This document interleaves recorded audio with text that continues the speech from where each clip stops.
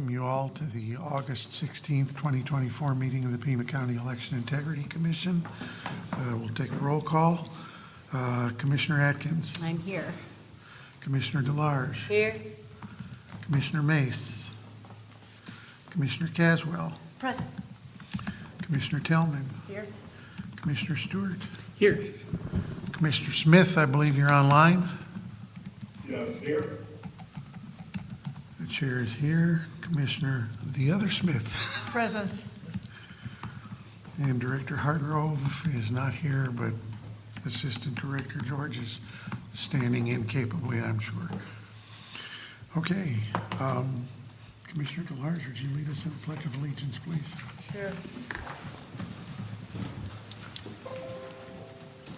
I pledge allegiance to the flag of the United States of America and to the republic for which it stands, one nation, under God, indivisible, with liberty and justice for all.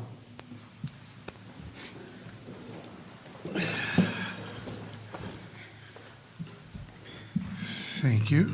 Are we expecting a presentation, or is it just down? Okay. Call to the public. Is there anyone in the audience that would like to address the commission? Oh, come on. Just after the primary. Yeah. All right.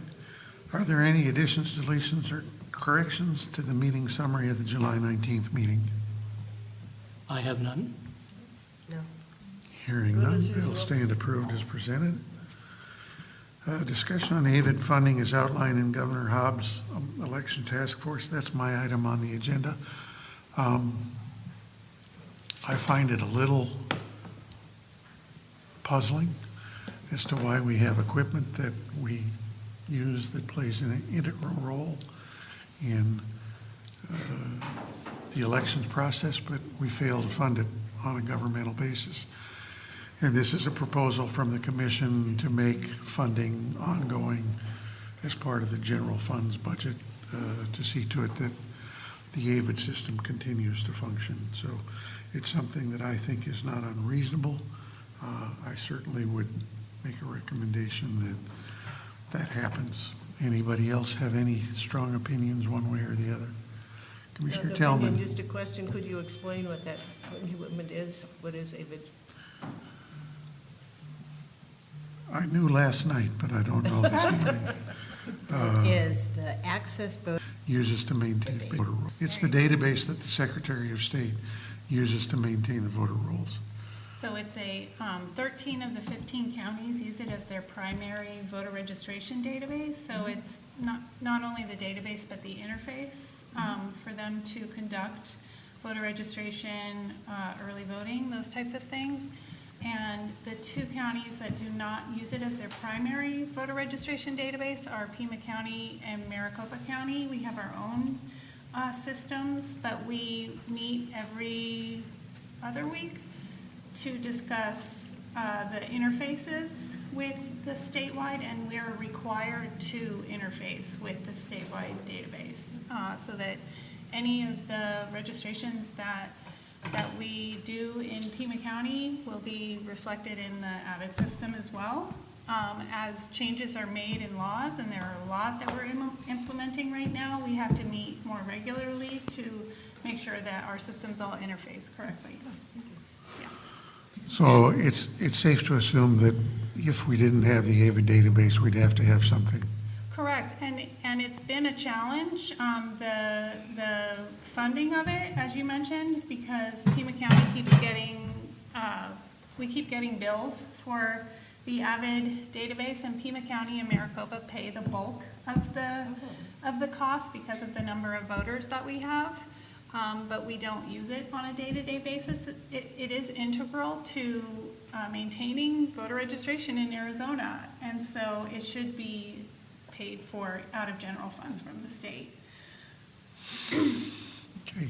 So just to Commissioner Smith? clarify that would mean that if this proposal was accepted, then counties would not be kicking in a share. Correct. The state would be covering the whole amount. Correct. Okay. Yes, and for 24 fiscal year, the funds were paid out of ARPA funds, which are federal funds that are distributed through the state. And so we were reimbursed, Pima County was reimbursed. It didn't go back into our budget, but Pima County was reimbursed for what we paid for Avid. Moving forward, the plan is to have these funds come out of general fund for the state. Okay, now, that's a plan, but what can or should we do? Should we take a position and advocate that in the next legislative session that be done, or We can. do we just like we the can- idea? We can make a recommendation to the Board of Supervisors that they make it part of their legislative agenda. Since the county lobbyist works on behalf of the Board of Supervisors, presenting their legislative agenda to the legislature during the next session. So if there's a desire to see that move forward, if there's a motion that wants to be made, I believe we do have a quorum. Not exactly sure how to phrase the motion, but I move that we draft a statement of support for funding AVID out of general election funds and make it to the Board of Supervisors at some upcoming meeting. Is there a second? I'd second that. I Except have I a want motion to and know, a second. Is there any further discussion? would like to know, do you think this would be useful? Yes, I do, although I would say, if the motion is going to go on record, I would say, I would recommend a little tweak to it, which is, instead of general election funds, Arizona State General. General funds. Yes, I'll accept that as a friendly amendment. There technically is no such thing, but we'll let it slide today. Any other discussion? Do we need to specify the date or just, You're the motion maker. It's up to you. I will entertain a recommendation? What date would you specify if you were going to do so? Well, I don't know. I mean, do we want to hit them at the next meeting, or do we want to give staff, more time to draft the statement, or do we need to give ourselves more time to draft the statement? We're talking about staff drafting the statement. Vanessa, that's you. I have to look at the schedule for the BOS and what the clerk's deadline is. I assume we can get it on the I mean, September meeting. Yeah, there's no action going to happen at the legislature until next year, so Right. we have plenty of time. But there is a time frame for when the Board of Supervisors puts their legislative agenda together. Yeah. That, So the deadline is next Wednesday for the September 3rd meeting to the clerk. And then the other one at the end of September. So let's shoot for the second meeting. the second September BOS meeting? Okay, That sounds good to me. second September BOS meeting. Any further discussion? Hearing none. All those in favor, say aye. Aye.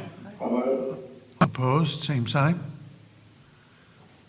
The motion carries unanimously. Thank you very much. Next is a discussion on disability resource liaison as outlined in Governor Hobbs' election task force. In principle, I think this is a great idea.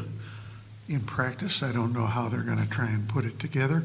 Basically, my understanding in reading the report from the governor's task force is this is creating a position in the Secretary of State's office to evaluate, recommend, design, create whatever disability access stuff, for lack of a better term, and making recommendations to elections directors as to what to look for when they're seeking voting locations and The only thing that they didn't recommend is I would recommend that they have, if they're going to create a position to address issues accommodating disabilities under the Americans with Disabilities Act, I would like to see that be a disabled person, because there's no more frustrating thing than to try and see an able-bodied person come up with solutions for the disabled.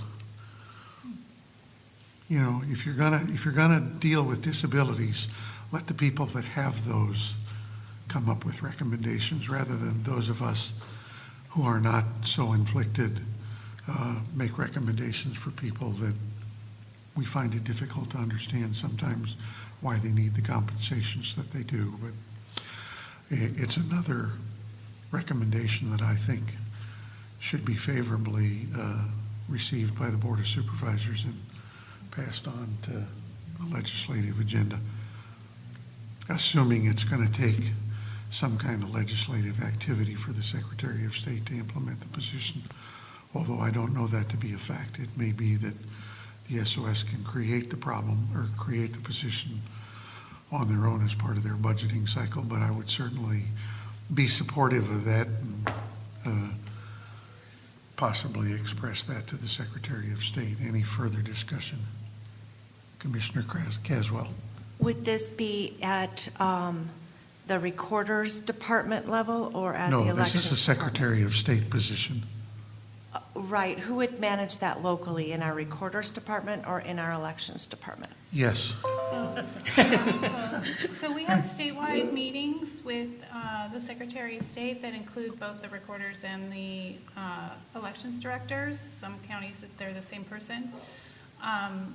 But our two departments have been doing work already. We've implemented some accessibility training in our early voting site training.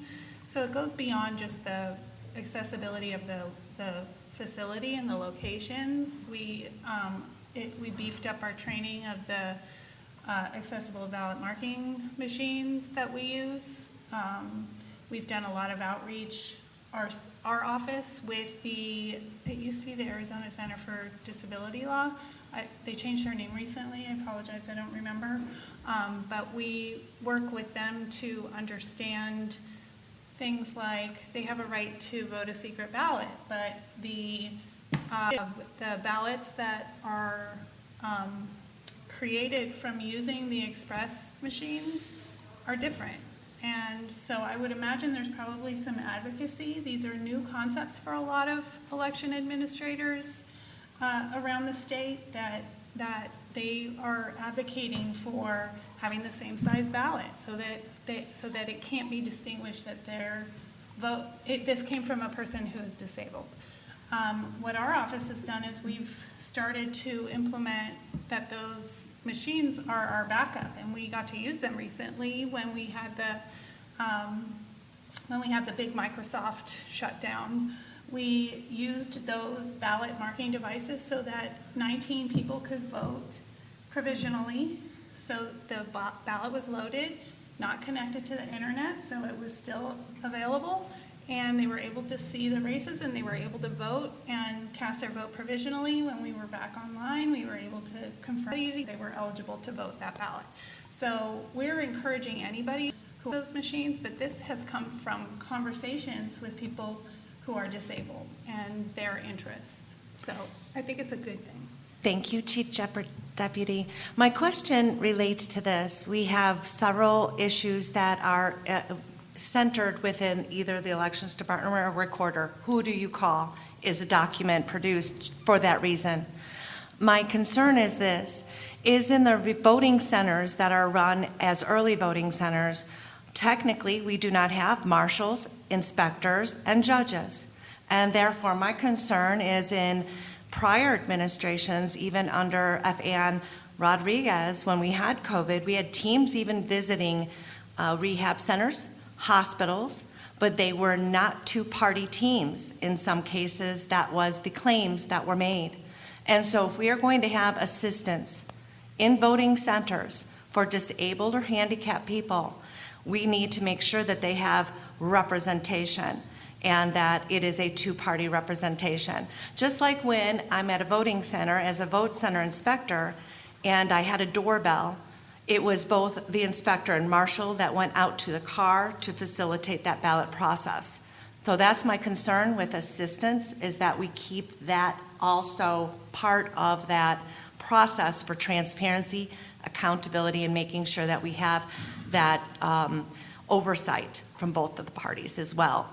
When we're dealing with, since we've been disabling those as well, express vote machines, they've always been our backup system. They've just never been used because we've had paper ballots as our backup system. And so therefore, those were chosen before we ever used an express vote. Many people feel in a vote center overwhelmed by the express vote. It's rarely used, it's rarely requested. So a good messaging system out there about that being available to all is a good way to do that as well. Thank you. Commissioner Stewart. Yeah, back to your, first off, I agree with everything she said. But back to your specific recommendation about a disabled person being the one to help create the processes. I can imagine an argument about, well, which disability? Aye. You know? There's not a perfect solution. Yeah. So, in fairness to all disabled, it should be, you know, somebody who is not disabled at all, who, you know, probably, I'm being a little facetious here. I have a sense of humor. It gets me in trouble sometimes. You know, it should obviously be a white man, tall, dark hair, thin, full head of hair, and can dance.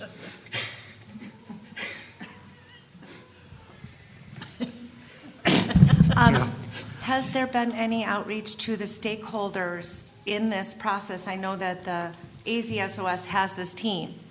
If our chief deputy could inform us, do they have stakeholders from like the Arizona School of Deaf and Blind and Beacon Group and others that would give input into this process as the stakeholders in that disabled or handicapped community? I'm unaware of anything like that. I haven't been part of that task force, so I don't know. It hasn't been really presented to us yet at the county level. I'd be happy to share once I know something, but I don't currently. That would be a good suggestion to Yeah. mitigate those issues, is that the stakeholders have an opportunity to give a public input opinion.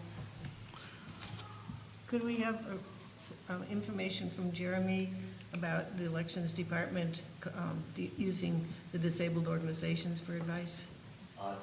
Yeah, I can say I'm not aware of anything right now where we've spoken to people or gotten anything about that. It always used to have a system. There always used to be a systematic way of coordinating with the several disabled organizations to make sure that things were good. Yeah, I'm just not aware Okay. right now. It might be something I can check on. Okay. See what we can. Thank you. And I just want to address something that Commissioner Caswell brought up, which is, I think you were describing the special election boards where we go and we send a team, we call it internally team voting.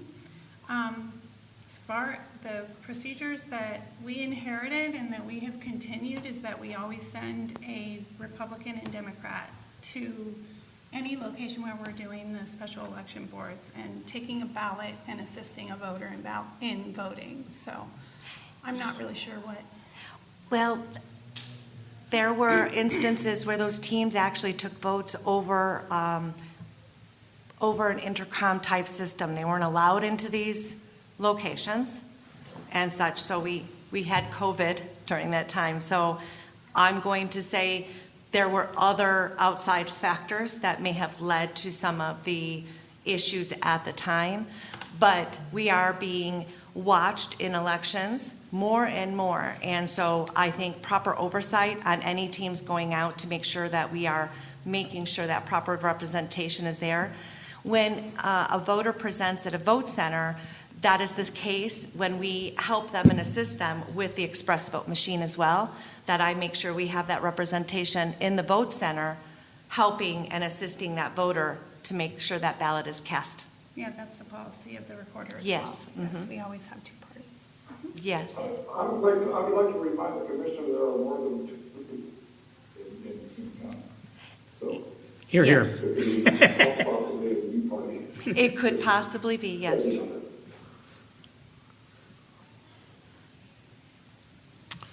Any further discussion? Do Okay. we intend to make a recommendation, or do we just, You know, as we've gone through this document, what I'd like to find is, has there been any follow-up from the governor's office? I mean, is there any action being taken on the recommendations that have been made? Or is this a document that's sitting on a shelf, collecting dust somewhere, and is doing nothing? And I have no problem at all getting a hold of the Secretary of State, finding out what's going on with this. So this is something good. I think it's something the Secretary of State can handle internally, but I'd like an update from either the SOS or the governor as to what the status of the whole report is, and have they taken action on any line items. And there are 16 line items in the report, specific issues that they've addressed. So we may very well find out that what we're trying to do, recommending legislative action on the Board of Supervisors, is totally unnecessary because the Secretary of State's already found a way to get it into budget discussions with the legislature. So we'll see. okay, so you're going to take the action to, I'll get a hold Okay. of Secretary Fontes very good, or his representative. thank you. Okay, discussion on the primary election recap. Who wants to take the lead on it, elections or the recorder's office? I mean, I can get started, I guess. I think that the primary elections we just had, went pretty smoothly, for us, certainly. So on election day, we had around 23,000 ballots, cast at both centers. We had no major issues to speak of. I think we got around 13,000 early ballots dropped off at both centers.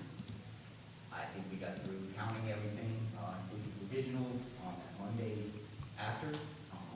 Everything went smoothly.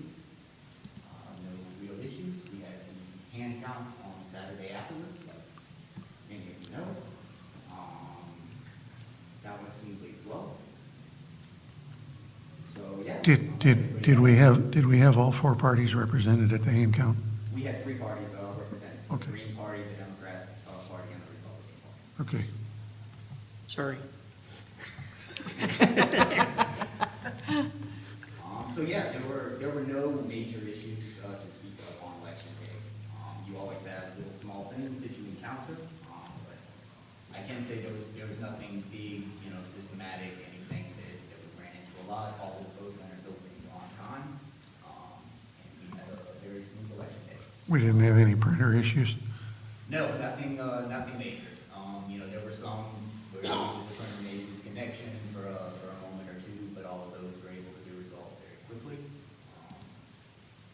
So yeah, we didn't have any kind of recurring issue that we just ran into consistently with everybody throughout the day. It was kind of few sporadic things that you're always going to run into.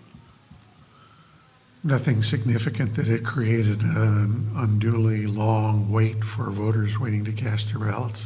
No, we actually had very few long waits. It was, I guess, relatively low turnout, especially compared to what we could anticipate for the general in November. We did implement on the website wait time widget, as well as the turnout widget, where people could go on there to check that. The wait time one was not always updated. A lot of wait times were zero, of course. But we have gotten the poll workers and everybody used to using these systems on the poll book. So we're hoping that in November that the wait time especially is going to be a useful tool, where they can scan in at the vote center and update the wait times essentially live. So Given the expected higher turnout in the general as opposed to the primary, I'm assuming we're looking at increased staffing at all the vote centers as well. Yes. Some of the vote centers will definitely get a few more people. Most probably will, at least one or two. So we felt like they were more than adequately staffed this time. We had some poll workers, and basically just, we had too many workers there. So going forward, we'll make sure that we have plenty of poll workers, and there will be even more scheduled for the November general.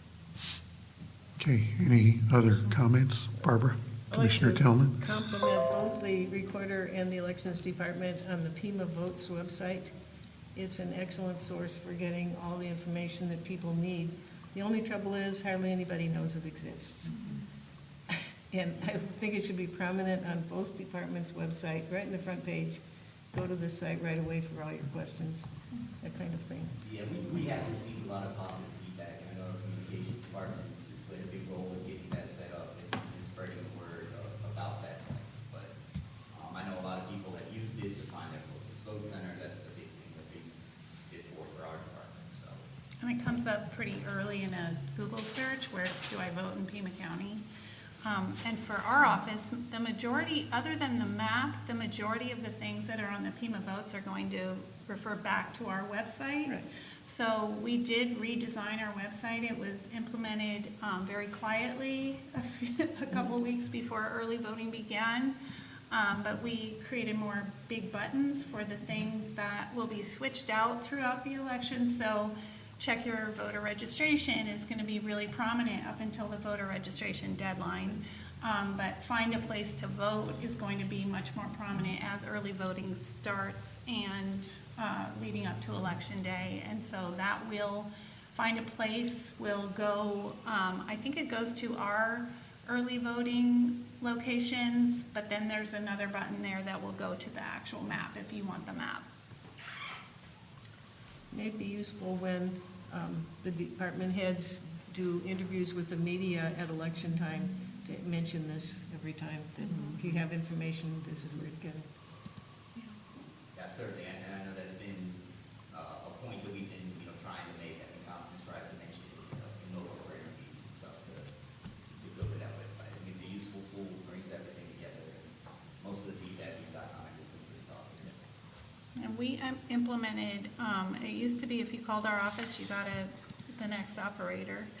And we now implemented what we call the phone tree, where the wait times are much shorter because a lot of people are getting their information from the message that we put out. And we do have the Pima votes on our phone tree. So folks are popping off of that and going and finding the information on the But web. having the information, the problem I have with voters not knowing if somebody is that they can't find the early voting website on the election site. Well, Correct. Yeah. right. Yeah. Commissioner Caswell?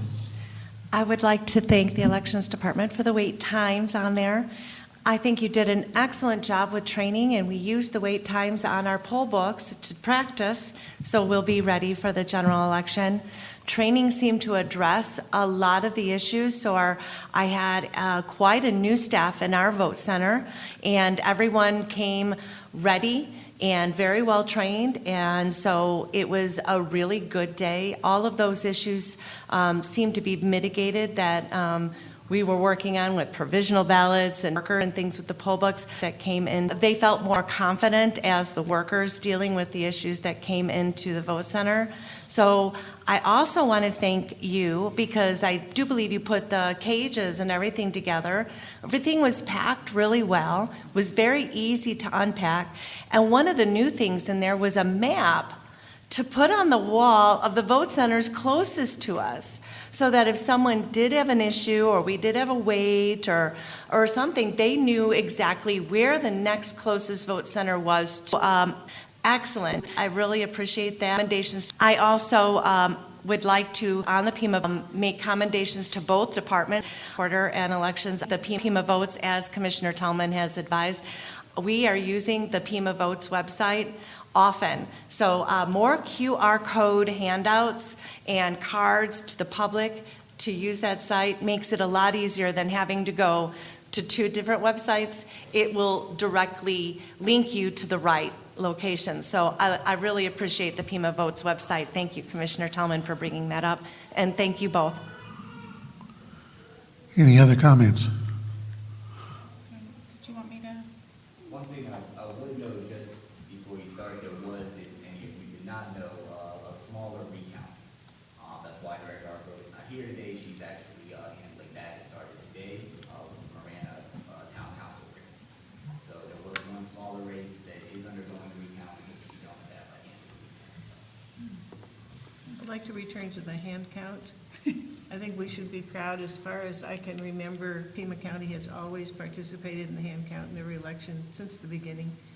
And I checked the Secretary of State's website on the other counties, and I think about, it was 4 or 5 counties who did not participate, and some of those perennial did not participate. And they sometimes contain the people who are most avid to do hand counts of ballots. Ironically. We are certainly grateful for the neighbors and the turnout, by both parties. And in the general, it's going to be expanded, it's going to be even larger, so we certainly appreciate that. 3 parties, obviously. Deputy Recorder Chuban, did you have something you wanted to say? I just wanted to throw some numbers at you. Early voting also went well, other than a Microsoft breaking in the middle of early voting because of our participation in some of the DHS-sponsored tabletop exercises with the Secretary of State and all the other counties, not just election folks, but also infrastructure folks and facility folks, participated in many tabletop exercises in the last couple of years. We had a plan and we implemented it, and it worked beautifully, and no voter was turned away. We sent out 348,000 and some change ballots. In the primary election, we received back 183,000 and some change, and processed those, as Jeremy said, by the following Monday, including any provisional ballots that were voted on Election Day, and turned over for tabulation 173,600 ballots to the Elections Department. That represents about 89% of voters voted early in this election. That's a little higher than the trend has been, but the trend is going up. We're prepared, we're excited, we're implementing new folks. We have one of our new staff members here. This is Andres Dominguez. You may get emails from him. He's in charge of all of our data requests. They're increasing. He's also in charge of tracking the laws in the legislature so that we can make sure that we're not missing any, because they come at us pretty fast. When the recorder took office, I think there were like 20 election-related laws in the 2020 legislative session. Now there's upwards of 100. And so we've been trying to keep up with that.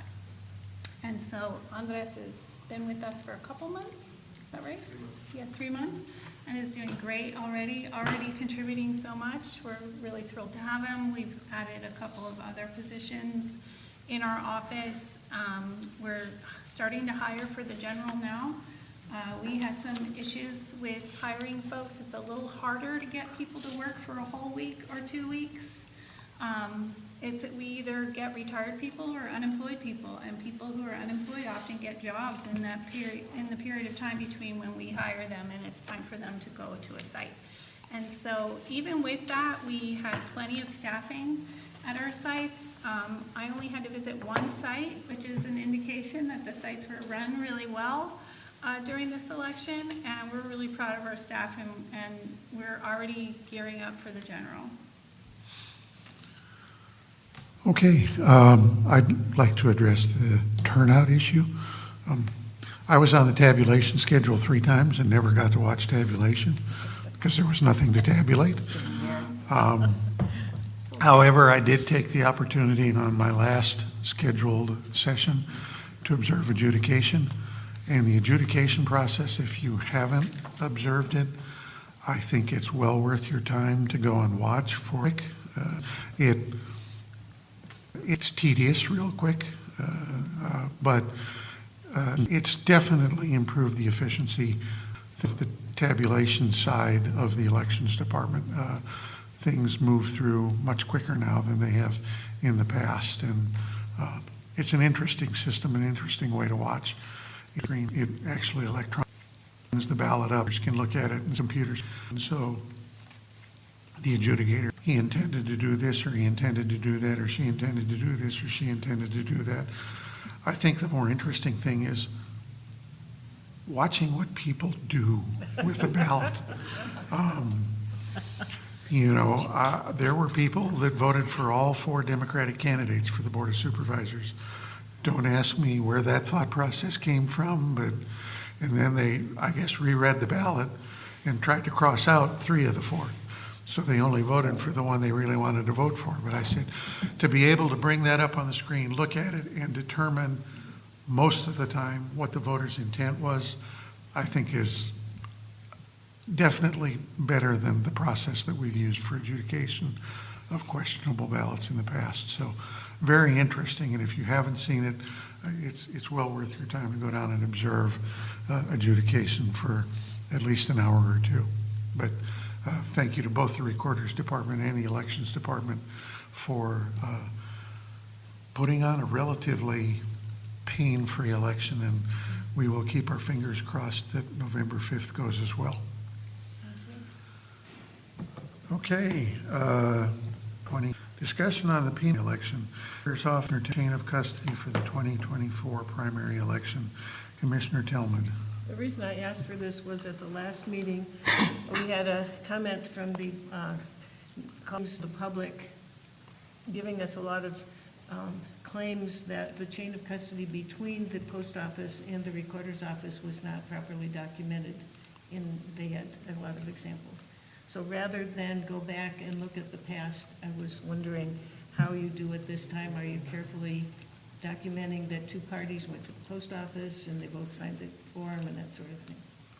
So I'm not aware. I've heard of the claims. I haven't received any documentation on those claims, but I will tell you that we do get receipts from the post office when we go and pick up the mail.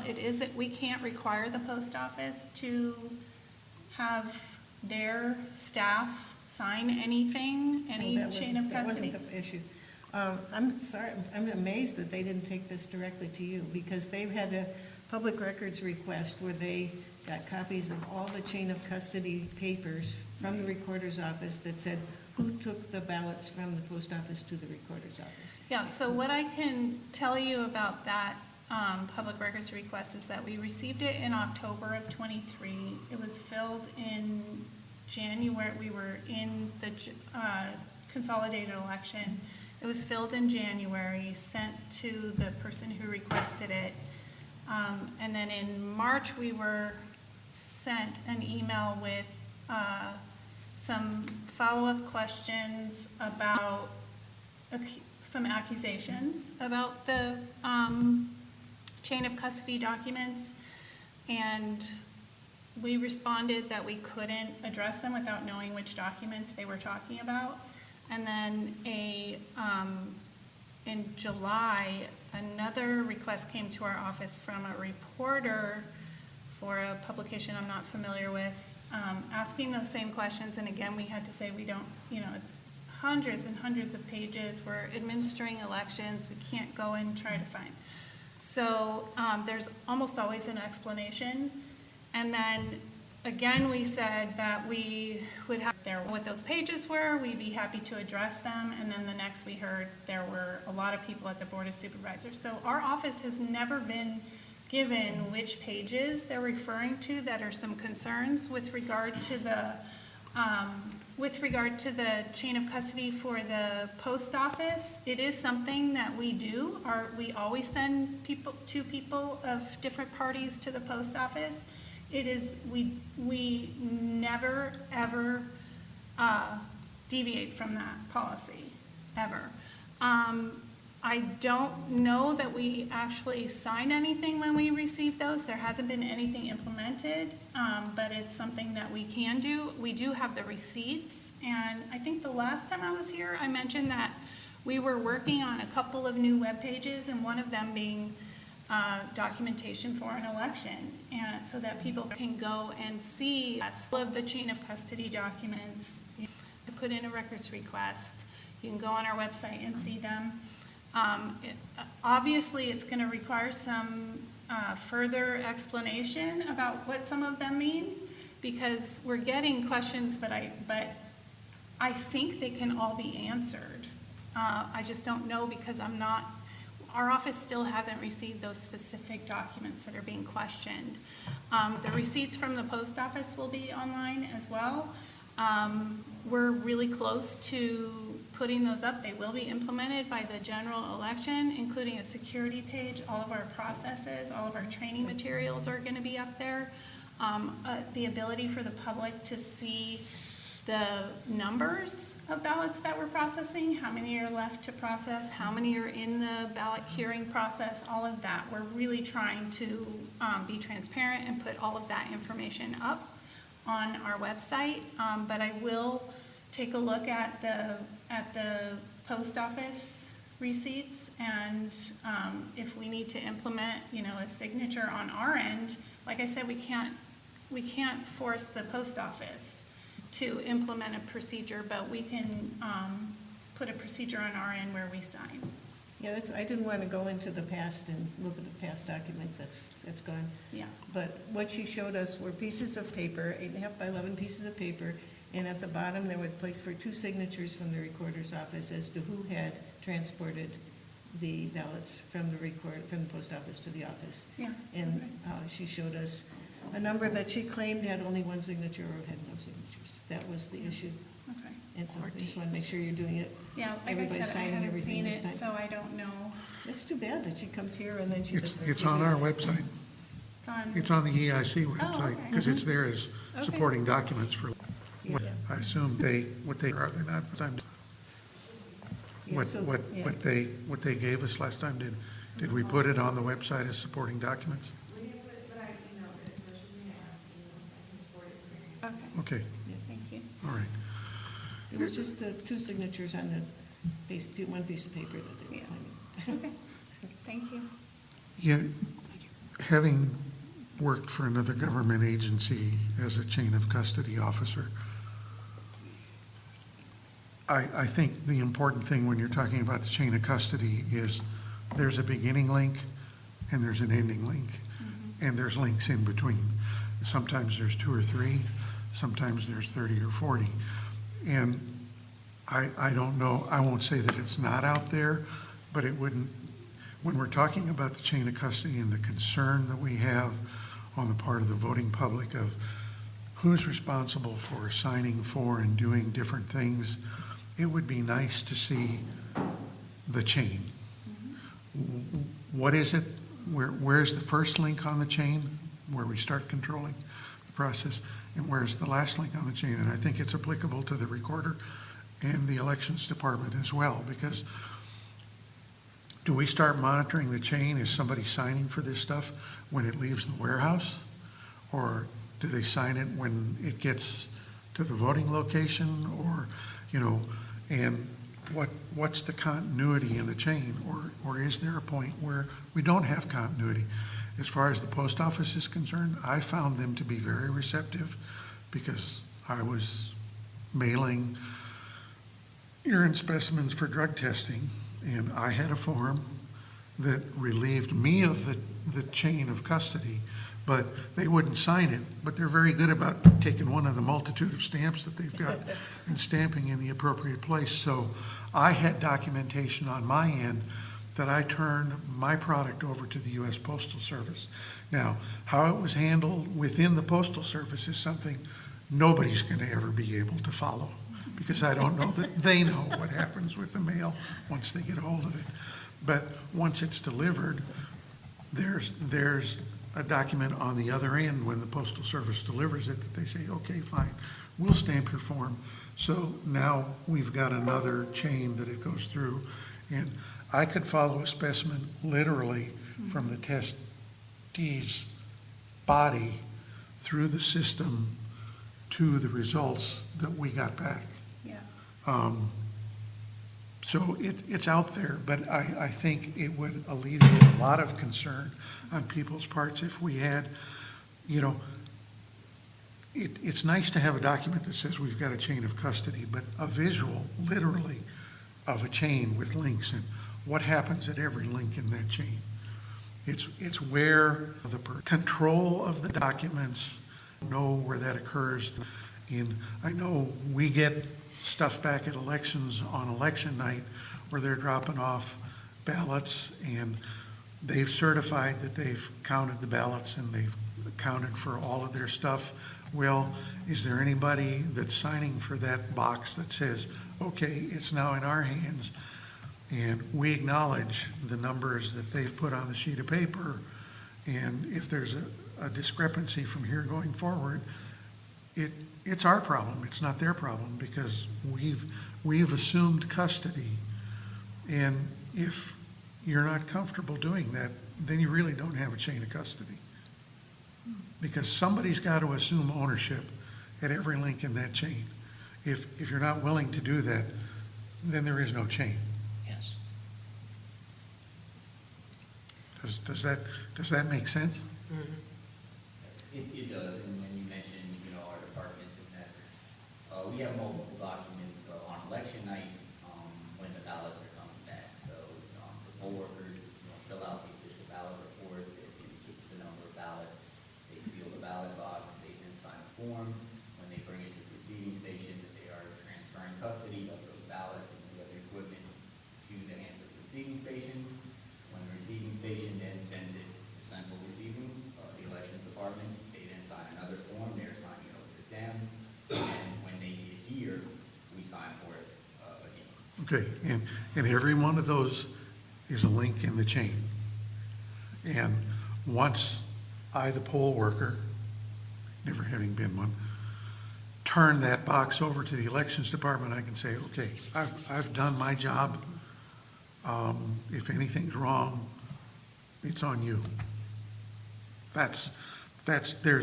There's finite steps that occur during the chain, and somebody needs to have the feeling that I've relieved myself of responsibility for this stuff because I've passed it on to the next link in the chain.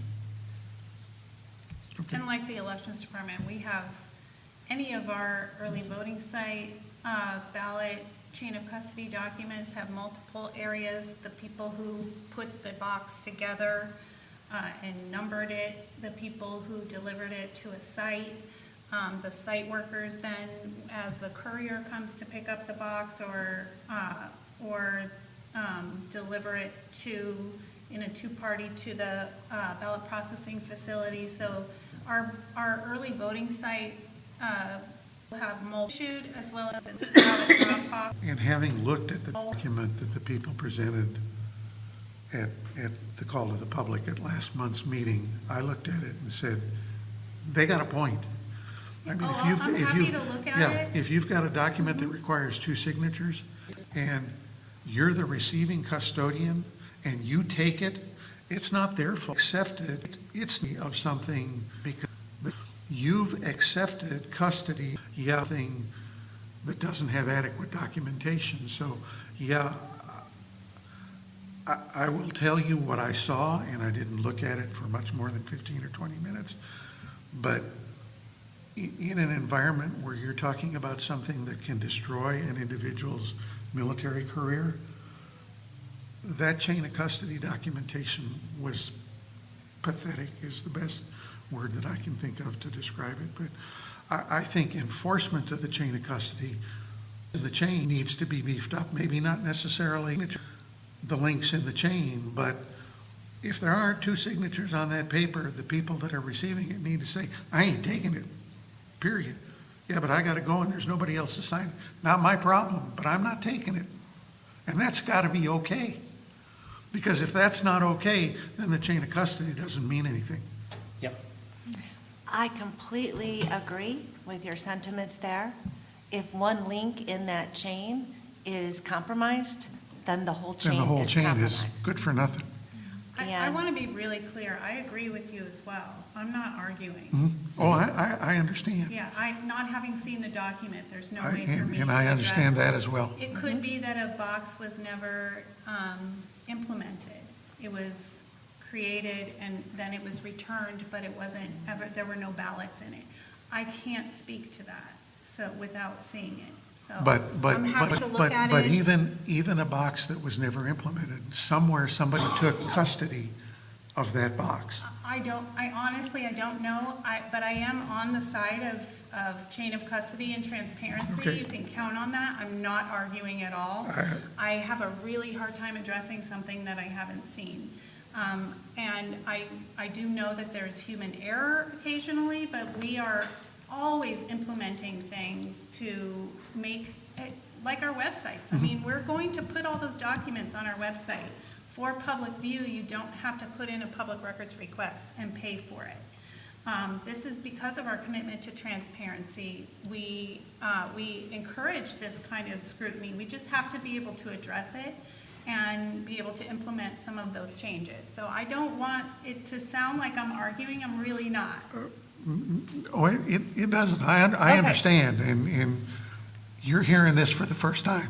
Well, I'm not hearing it. I've heard a lot of talk about it. I've seen the transcripts, but I haven't seen the documents, and I really do wish that they had come to us and shown them to us specifically. I'm not sure why, when we asked twice to see the specific documents, why it wasn't sent to our office. I would have been happy to address that. Yeah, and all I'm saying is what we saw last month, or what I saw last month, you know, when you've got a chain of custody form that requires 2 signatures and there's only 1 signature on there, there's a problem. And I've been in the warehouse on elections night when all of the boxes are coming in. You get the mad rush at the beginning when all of the in Tucson boxes show up, because they all show up at about the same time, and people are hurrying to get the boxes in the door. Yes. Not an excuse for not making proper documentation. And when people look at it, and people have to be comfortable saying, I'm not taking it. You need to have 2 people's signatures on there, and it's 2 people that are willing to accept responsibility for anything we find, because you're attesting to me that what needs to have been done was actually done. And if I get in the box when it's opened and all of the stuff inside was distributed and it was people who don't, then that's not my problem. That's the people who signed it over to me. And if I don't have the authority to say, I'm not taking it. Yeah, but you have to. No, I don't. If you're not willing to get to that point, then we don't have a chain. Yeah. I Okay. think you're going beyond the agenda. The agenda deals with the recorder's office. And Okay. chain of custody. They're applicable to elections department as well. Yeah. Chairman and Recorder and Elections Department, in the vote center, when you have a sheriff pick up your documents, there is actually a sit-down moment with the marshal, the inspector, and the sheriff's office when we turn over that custody of those items that don't go to a receiving center in that. So there's a couple, it's a little bifurcated. We have a couple systems, but we actually receive a document from that as the inspector that I have that chain of custody with me now as an inspector of what I have turned over to the sheriff's office. And someone, you know, a regular layperson could be confused, but these documents were not a one-off instance, and they were signed by our recorder. I'm not sure what you're referring to. The documents that were missing signatures, it was someone that has knowledge and, in my opinion, knew better to have 2 signatures on that document. I'm not talking about a lay person, someone that's just familiar with, you know, not familiar with elections. So in the end, we're not talking about just poll workers. these are the people that are the ones that have the authority that signed the documents in question, and that wasn't just one. And I agree. I understand Vanessa will send those documents, so I look forward to that update.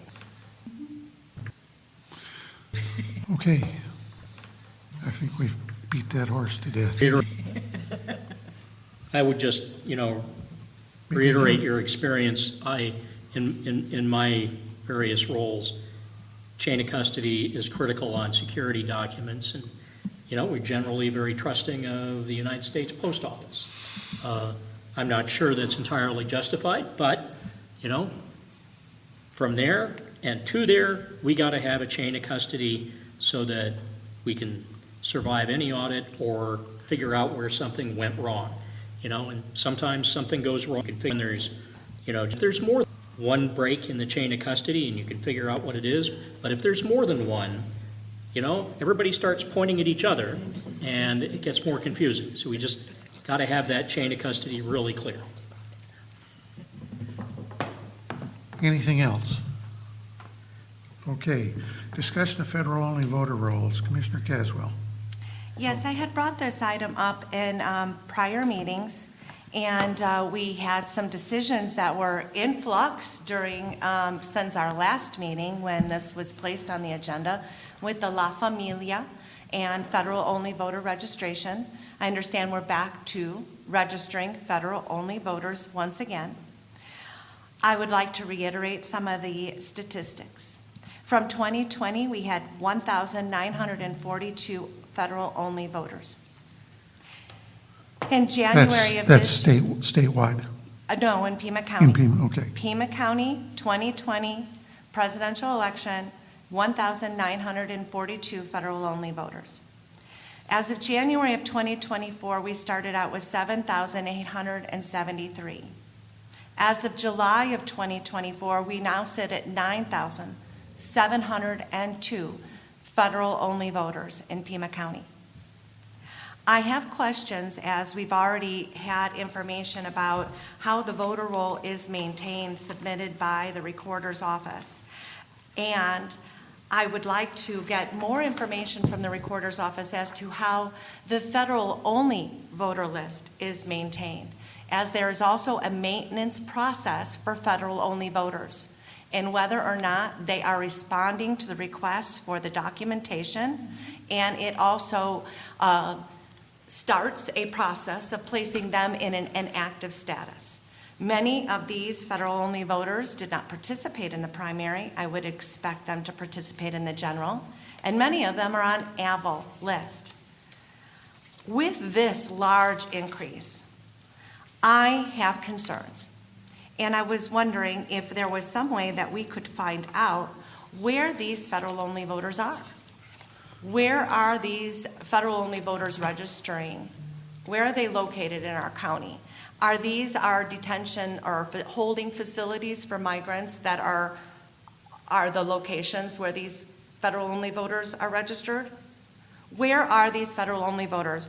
When I go from one presidential election in 4 years to 9,702 voters in this county, I think we have to ask ourselves at this point, where are these federal-only voters and what is being done to maintain this list?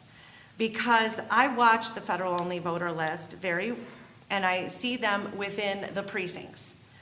But I don't know what maintenance is being done and how many of them even came off the rolls from the 2020 that never responded to the requests for the documentation before we started adding more to the voter rolls. So I'd like more clarification on the federal-only voters. If we find out where they are registered and located, because this is a concern for me as to where this is occurring. Where is this increase? Where is this influx? And also, I would also like to know how that federal-only voter roll is being maintained. Thank you. Could you repeat your first statistic from the 2020 election? 1,942. Okay, I misheard. I heard 129,000. No. It's okay. I, Thank it- you. It clarifies your logic, for Yes. sure. Okay. Any other comments or questions? Deputy Recorder Chuban. Yeah, I can address that. We have to maintain federal-only voter roll through the NVRA process, through the statutory requirements and laid out in the Elections Procedures Manual. We don't deviate from that. We've been doing a little bit of, are we registering them as federal only, are we not? Because of the conflicting rulings from the courts. However, we haven't changed our process. I can't speak to where they're coming from. We get thousands, tens of thousands of voter registration forms dropped off to our office in very busy voter registration drives that are happening out in the community. We process every single one of those registrations as we are required to by law. It's not our duty to find out where the registrations come from. If you wanted to look and see the federal-only voters, you could do a public records request and get a list of the federal-only voters and the information. They're publicly accessible information on those folks, but we maintain our list maintenance procedures for any of these voters. I will tell you that there have been no instances of people who were not citizens of voting in Pima County since the recorder took office. Back in 2022, because of a new law, the Secretary of State forwarded the list of federal-only voters to the Attorney General's office. They found 0 instances of people who were not citizens that were registered. The majority of these registrations either come from incomplete information because they're being registered on the street, in front of the Walmart, at the street fair, and people don't carry their documentation with them typically. There are a lot of students who want to vote in the community that they're living. They do not have Arizona driver's license, so that's a large community of those people. They also don't answer mail. They just don't answer letters. We are implementing new text and email notifications based on a registration change, but the mailings that we send are non-forwardable election mail will trigger a process that if this person doesn't exist, then they are going to be set in inactive status until they can tell us that they actually do exist and show ID. So the laws, the procedures laid out by the Elections Procedures Manual, we follow those to a T. So we're happy to, I can't speak to where they're being registered because we're required by law to process every single form. The federal-only voters are part of public record that can be requested. Obviously, we redact certain information that isn't public, but yeah, we're happy to share anything. If I had to guess why there was such an increase, I would say it was the amount of voter registration drives that have increased in Pima County. That would be my guess. I know that in 2022, we were inundated with forms, but we never register a voter that isn't eligible to register, so. We received a document before from the Pima County Recorder's Office about how maintenance is done. I think Yes. a document Yes. or a visual on that flow chart or process would be a wonderful way for us to understand that. The process for that is a bit different than our typical inactive voter process. It's a little different because we're establishing citizenship status. And there's a part of the recorder's duties in that and where they're going out to retrieve information from MED and other issues to solidify and get those credentials in order for the voter. Now, we accept more and more of the digital IDs and such online in a vote center. So I think some of these can be mitigated, but I know that we collect data. And so we have the data, and it's more of the data and the statistics that I'm interested in. How many voters on average responded? How many provide that documentation? Because many of them may be a regular citizen, I would agree, that doesn't have that information on them at that time. But the recorder's office actually has a duty in that process to try to retrieve that information from our other partners in voter registration. So I just think I would like a little bit more clarification if we can find some of that data to bring back to us as to how many have been contacted, have provided the documentation, just to give us an idea of that. This is a huge increase. This is a huge increase since the last election, and it should be concerning to everyone on that, because we have a duty to our voters to provide public trust. And citizens should be providing those IDs when they arrive at the polling center.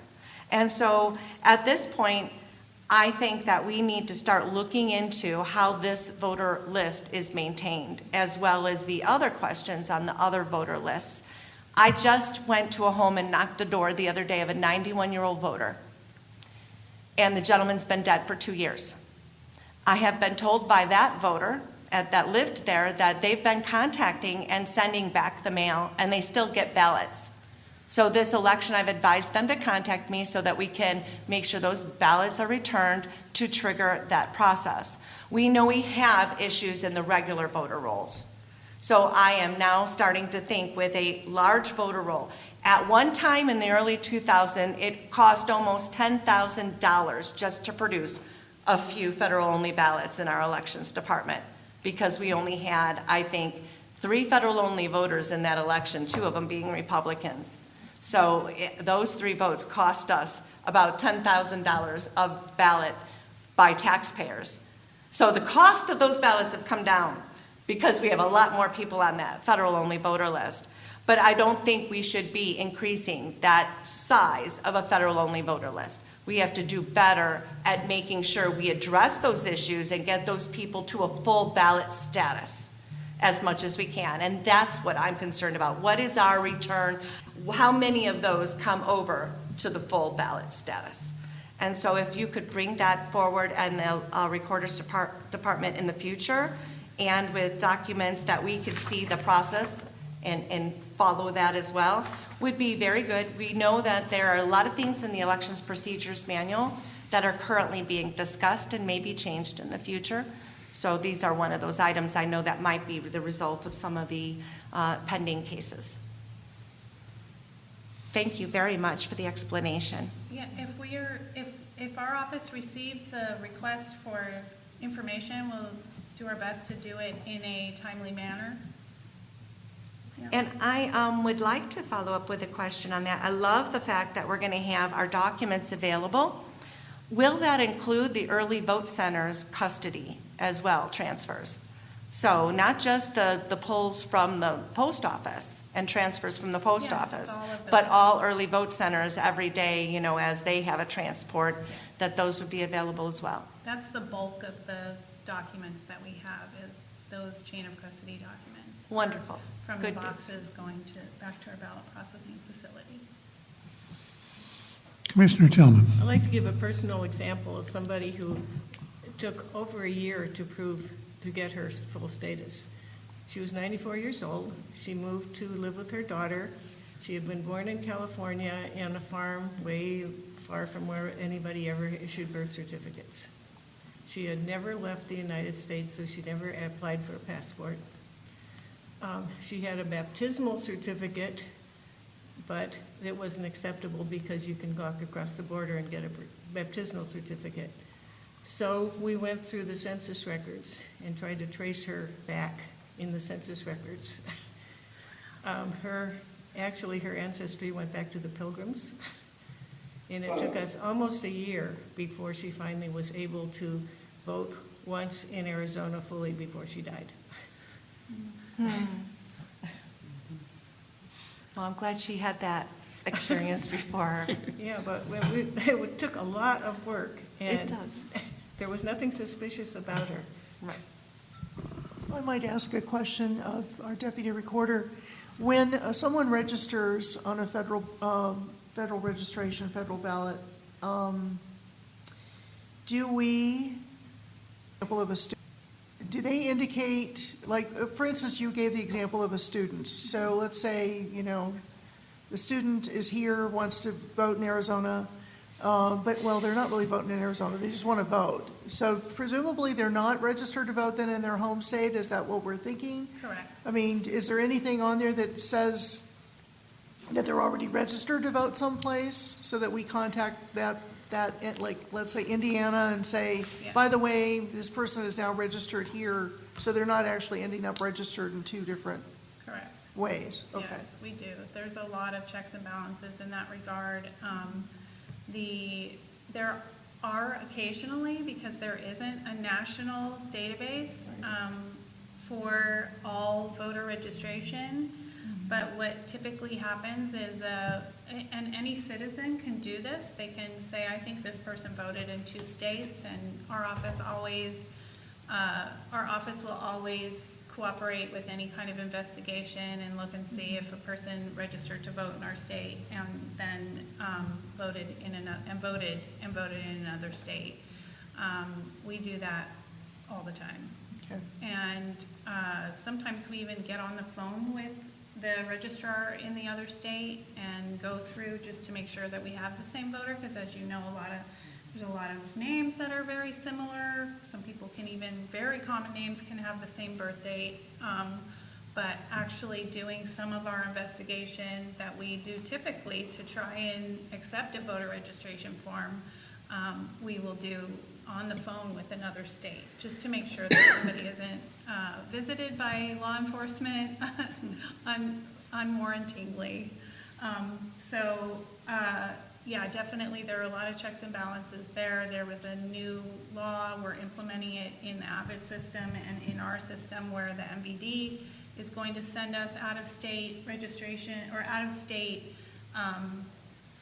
driver's license applications, and we're implementing those and start the VRA process with those folks.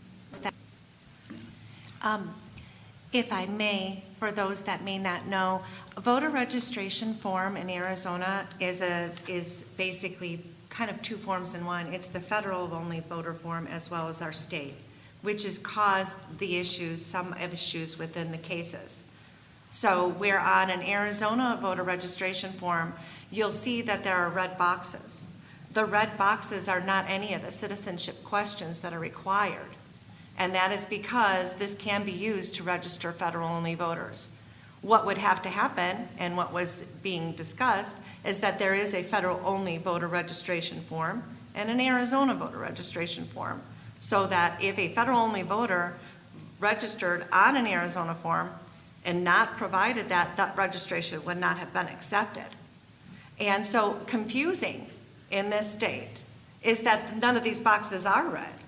So people don't assume that they need to fill in their citizenship information. I work with registration booths in many counties and many county fairs. And it'll state right on the top of the form, fill out completely with a black or blue pen, red shaded boxes are required.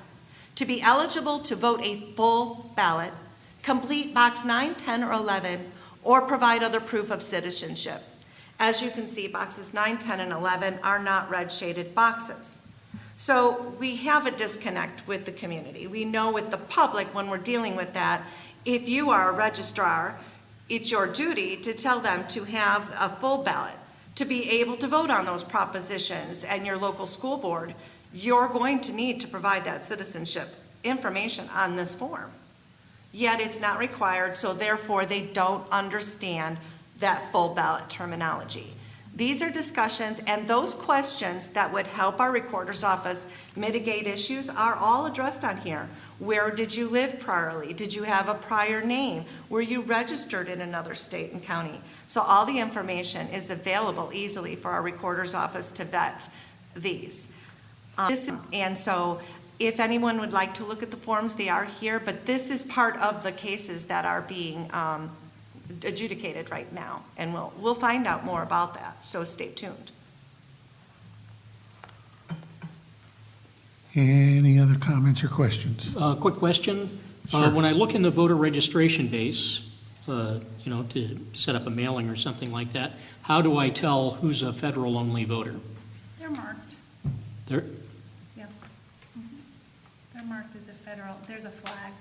okay, There's a flag in the database, there's also a flag on the voter record in the program that we Pull it up. access the database. okay, but, so if I call it up in access, I have access, as a party person, I have access to the Yes. voter registration You do. data? You can see those. I can see, okay. Yeah. I've never noticed it before. Yeah, all the parties have access to those, to the voter, so quarterly, we send you the voter registration, the full, voter registration data. And then for the election, we also send you daily, if you log into your portal, you can see the daily requests for ballots and returns Yeah. of those ballots, yeah.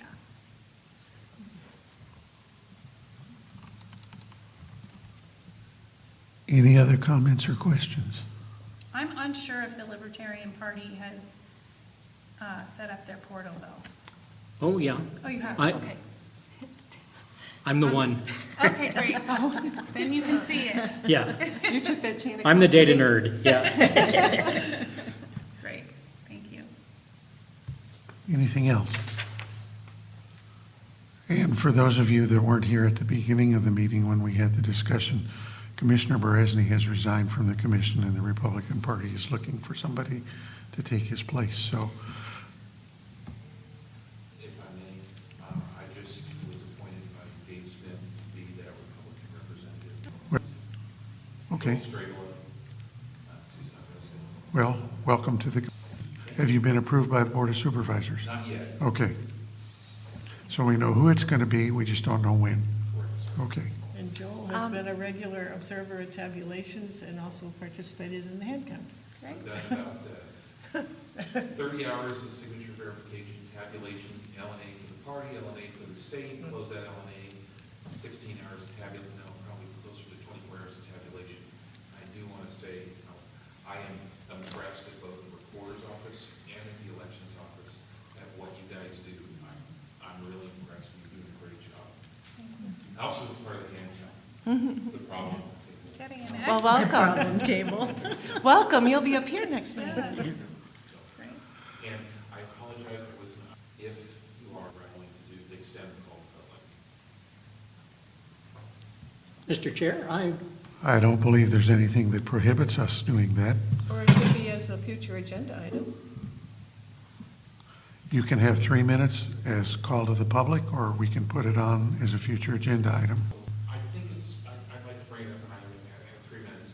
So, I was a fire pilot and an engineer for the last 35 years, and I've set up, ran, managed, and supervised classified laboratories at the DoD secret level and above.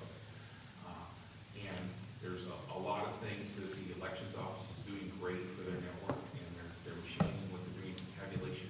But there's also some vulnerabilities that concern me. In particular, a couple of low-cost examples of things that could be plugged into their network to compromise the network and add wireless. I have 4 items that are, they cost $10. They're not James Bond stuff. These are things straight from Amazon that could literally be plugged into the machines of the network that potentially could compromise their network. They're set up, they've got a tabulation room with seals, but they're networked to the adjudication room.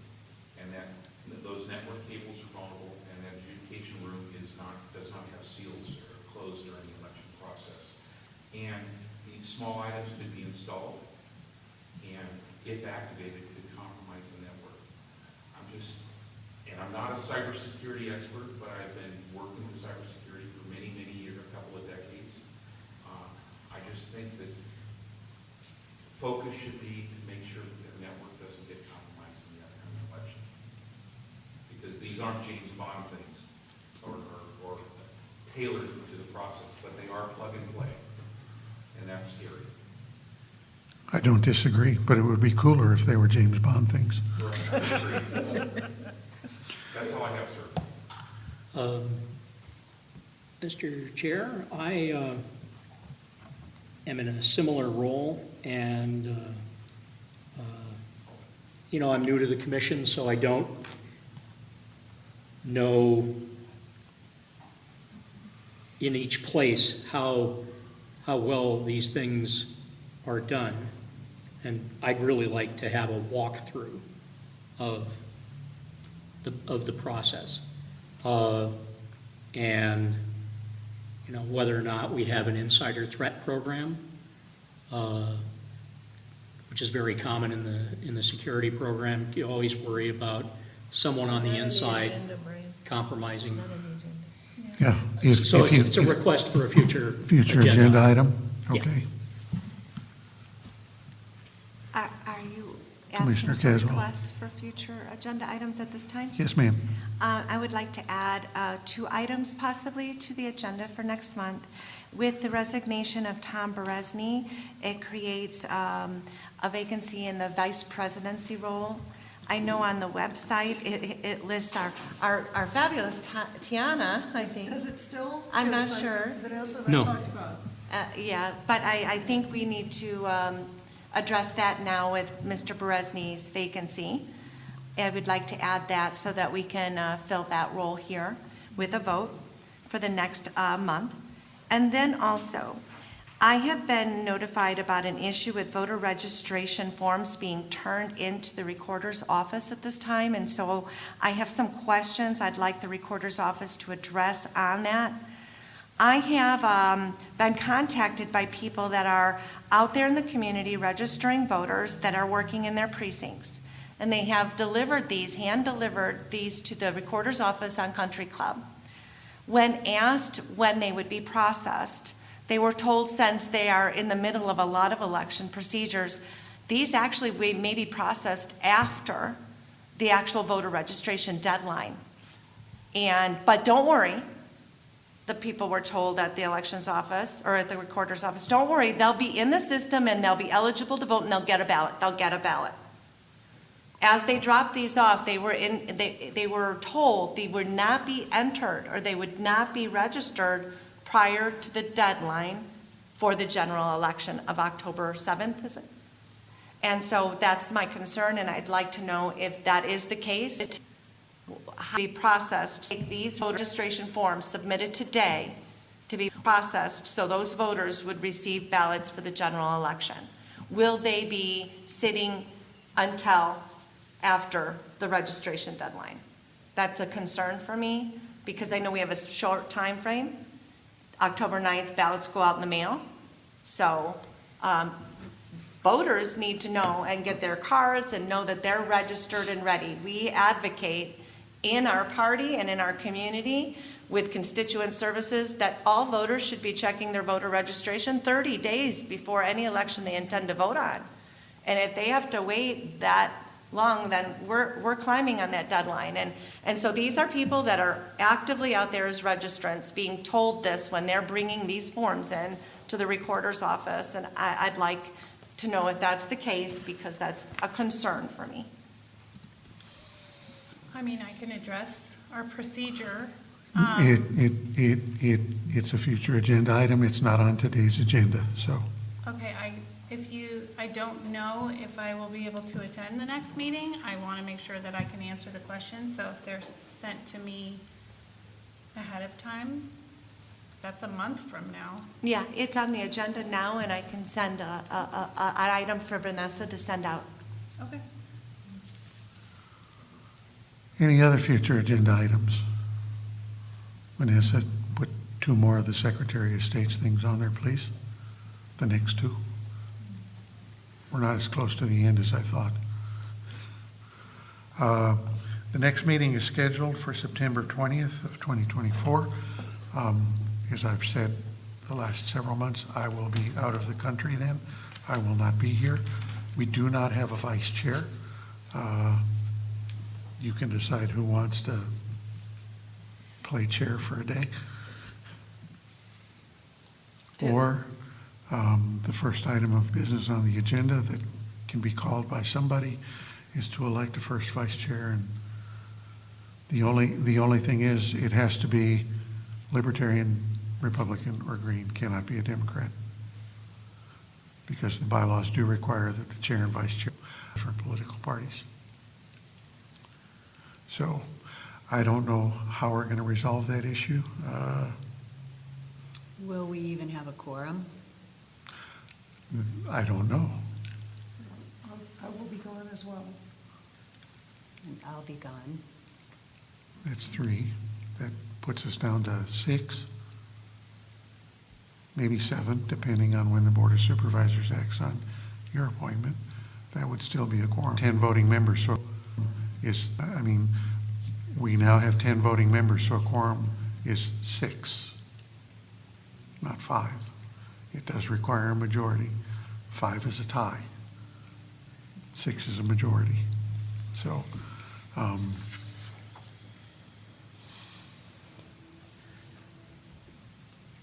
Let's see, there's kind of two, we need to designate an acting chair for that meeting. that would be the prudent thing, I would think. Somebody that we know is, with as much certainty as we can, is going to be here. I will be here. And you are not a Democrat I in the room.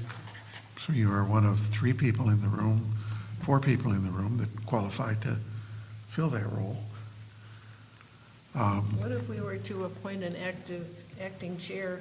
Could we then elect that person as the more long-time chair if she's chairing the meeting? So a chairman pro tem for just that next meeting. Yeah, so for example, if Cheryl Caswell, as a Republican, were running the meeting, could she run a meeting in which she was elected? If we take the opportunity to appoint